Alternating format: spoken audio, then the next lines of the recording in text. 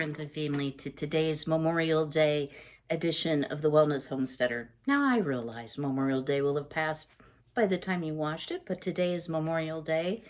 So I'm going to celebrate by canning some strawberry jam. So stay tuned. So the first thing I've done, which I'm sure y'all know how to do, is I have washed and sliced all my strawberries, and then I simply took a potato masher and mash them up.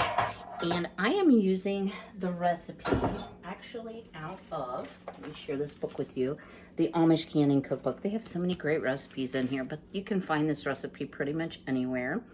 If you have this book, it's on page 66, and I am using powdered pectin, not the liquid pectin recipe. So 5.5 cups of crushed strawberries. I actually have about half a cup more than that.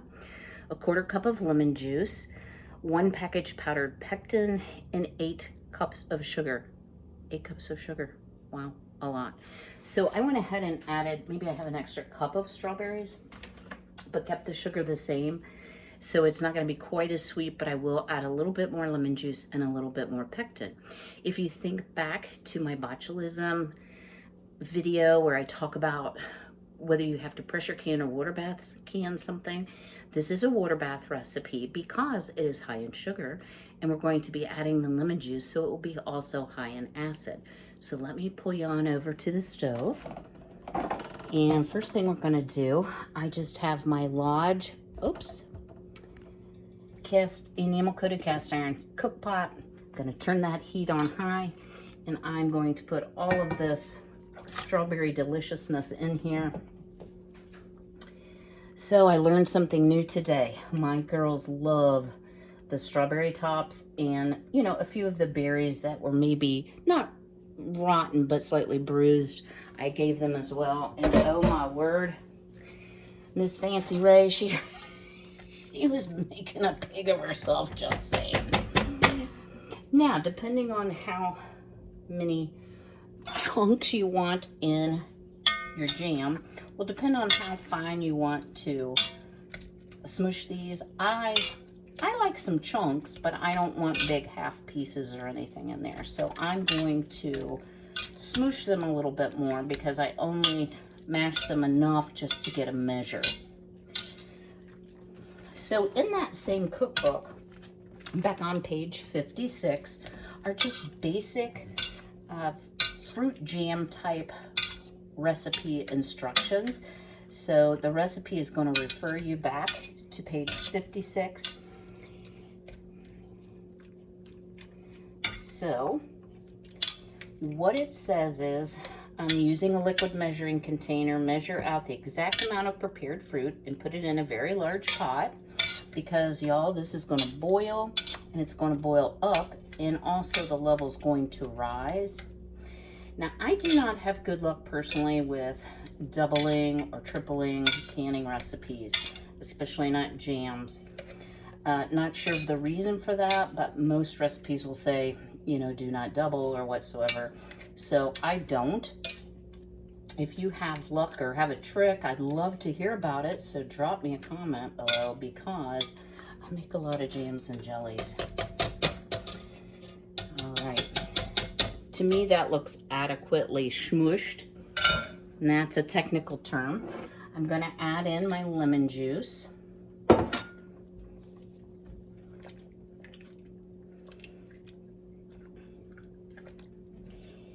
Now, what we're trying to do here is we are going to bring this to a full rolling boil.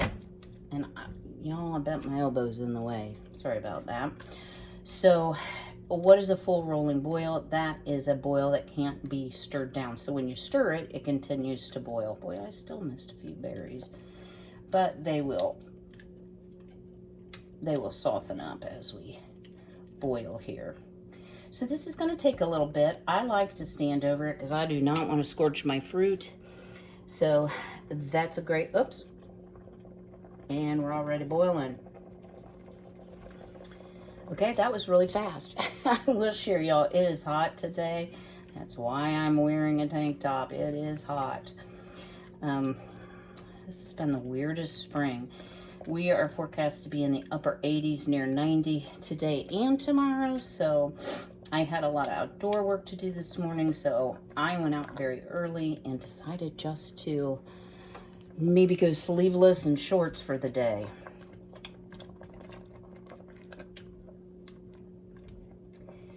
Now, what we're going to do once we get this to a full rolling boil is we're going to stir in all that sugar.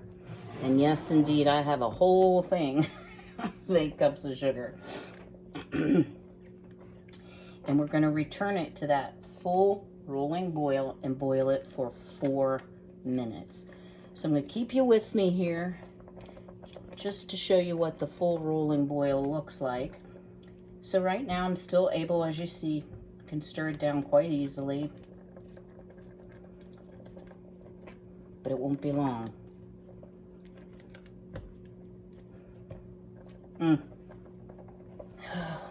These were good strawberries, I do have to say that.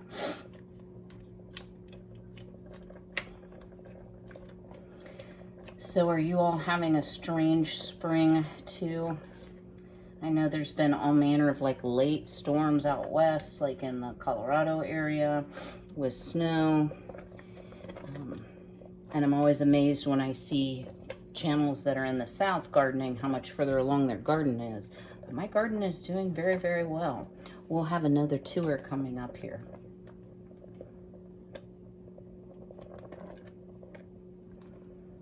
I'm still able to stir that down pretty easily. Okay. And there you go. So we are still boiling in spite of stirring. So I'm going to add this sugar all at once. Now, that is going to drop the temperature from the rolling boil. So we're going to have to go through that process again. So now y'all know what a rolling boil looks like. I'm just going to work in all this delicious sugar. And you see how much the level of liquid has risen in the pot. I'm going to work that in well. And then I'm going to bring it back to a full rolling boil, set the timer for 4 minutes. And I will bring you back then when we are ready to add the pectin. One thing I would suggest is do stir really well, because you will still have dry pockets, as you're seeing here, dry pockets of sugar, which is not what you want. You want everything really well incorporated. Chili's pretty hard to mess up, y'all. One other quick note is I have already thoroughly washed and put my jars into my Ball Fresh Tech electric canner. I have that heating. So hopefully when I have jam ready to go in the jars, my canner will be nearly ready. And that way I'm not waiting on the canner. You can certainly use a stovetop canner as well. I love my Ball Fresh Tech because it does prevent me from having to lift that heavy canner full of jars and water. All right, this is pretty well dissolved, so I'm going to wait for it to boil and start the timer. I'll bring you back when we're ready to add the pectin. Okay, y'all. Anybody spot my goof? I forgot to add the pectin. Yeah, I was thinking liquid, and the liquid goes in later. So I should have added the liquid pectin before the sugar, but it's okay. It'll still come out just fine. So yes, if you make a mistake, just keep going. So it dissolved very quickly, no problem. It didn't lump up because everything was nice and hot, and the sugar was liquefied, so I can already tell it's much, much thicker. You can see it's coating the spoon much more. So yeah, should not be an issue at all. So now we're going to boil it for 4 minutes. So again, once you put your crushed fruit in, you put your pectin in. Then you add your lemon juice. Then you bring it to a full rolling boil. Then you add your sugar. Then you time it for 4 minutes. So stay tuned. All right, our strawberry jam is finished cooking. And what you may notice here in my jam is that it has a little bit of foam on the top. You can add a pat of butter, which I did do. It did not take off all of the foam, but I don't mind the foam. To me, it's just an inherent part of canning, so I'm not terribly worried about that. And you may notice here I'm using kind of an odd jar. Yes, indeed I am. So I decided to try my hand. It's slopping everywhere, but actually using the button top jars that jam or sometimes ice cream syrup comes in. Yeah, there is a lot of foam on this, y'all. But again, I don't really mind that. So let me just share with you. Ooh, that's hot, that's hot, that's hot. I am going to wipe the rim, and then I am going to screw on the lid without hopefully burning my fingers. And we're going to continue to load the canner with the jars. You want to leave about a 1/4 inch head space. And I like to keep an extra jar over here to put my funnel in, so I keep my work surface nice and clean. And you do want to make sure, because this jelly is so sticky, that you keep that rim, or you wipe that rim well. And I'm just using a paper towel dipped in vinegar. So I'm going to keep filling the canner. I'll bring you back to let you know how many jars I was able to get. All right, 13 half pints jelly jars in the canner. I'm waiting for it to come up to temperature just to give you an idea. You can see how well this has set already. So this will definitely be a great consistency. And tasting jam. Very good strawberry flavor as well. So just to reiterate, y'all, I don't know how I managed to do that, but you definitely want to follow your directions. And what it actually says is, using a liquid measuring container, measure out the exact amount of prepared fruit and put it in a very large pot. Stir in lemon juice or water if the recipe calls for it.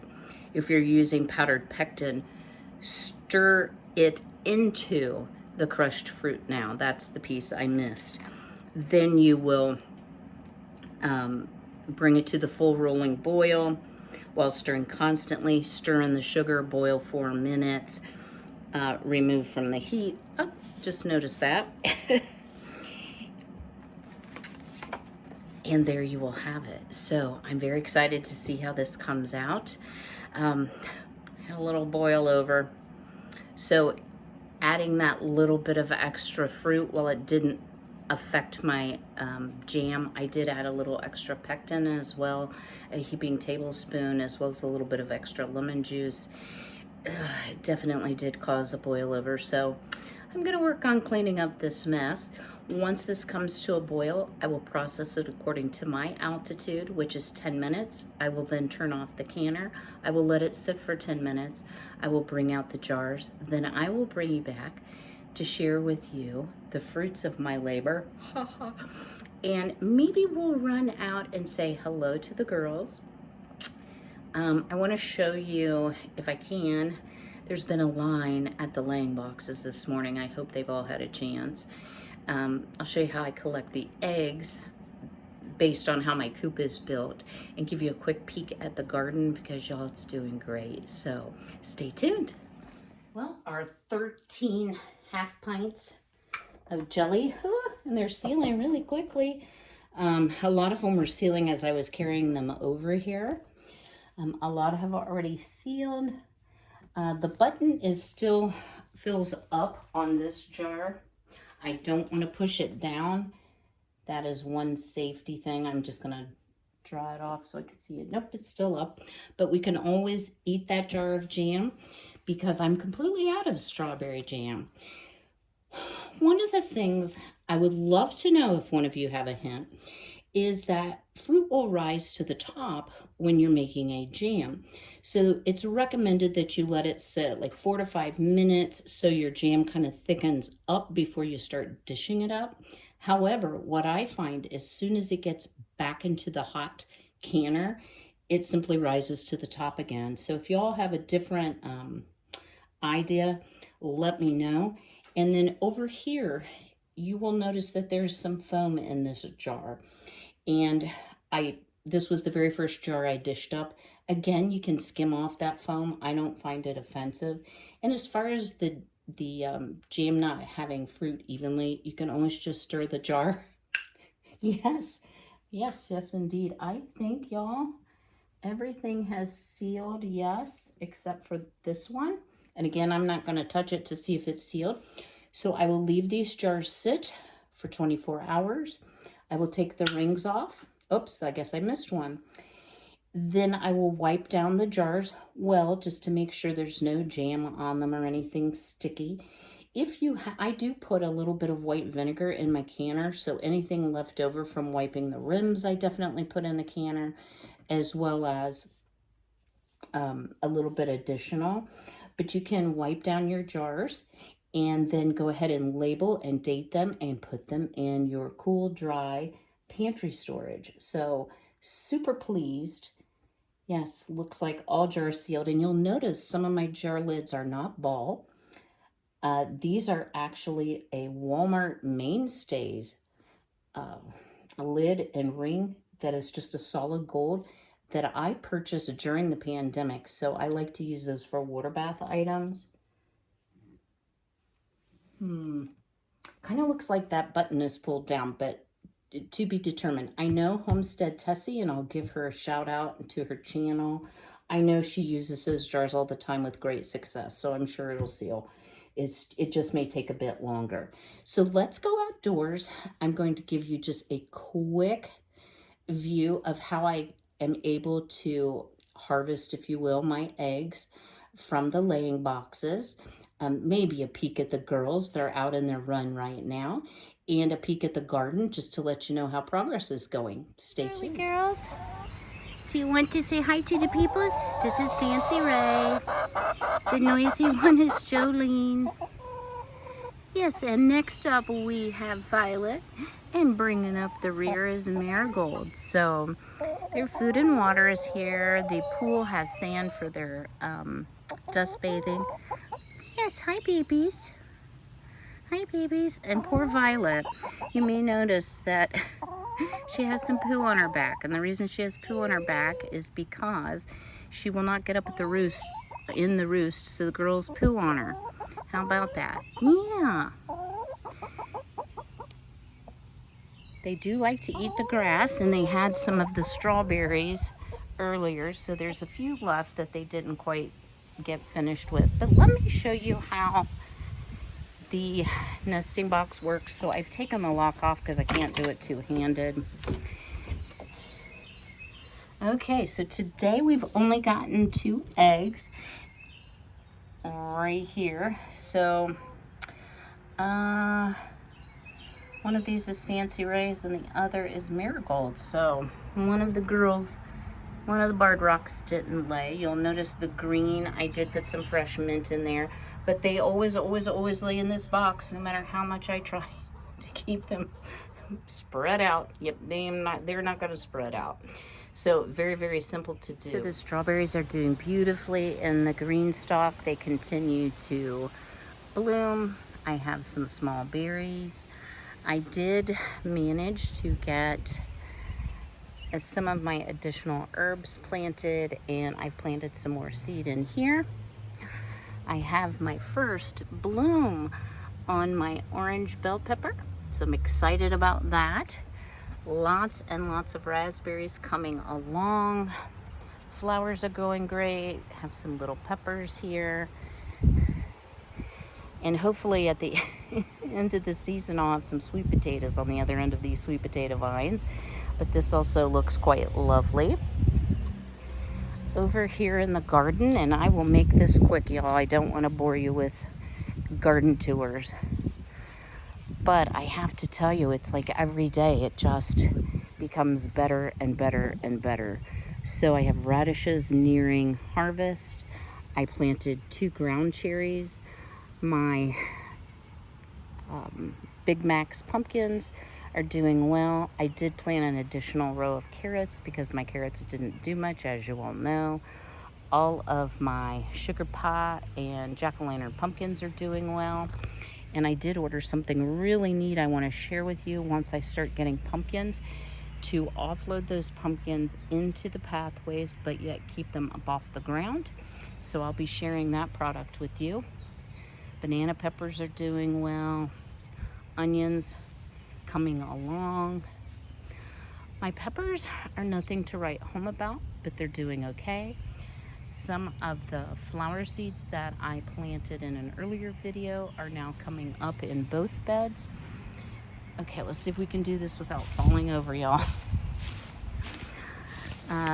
Definitely have blooms on the tomatoes.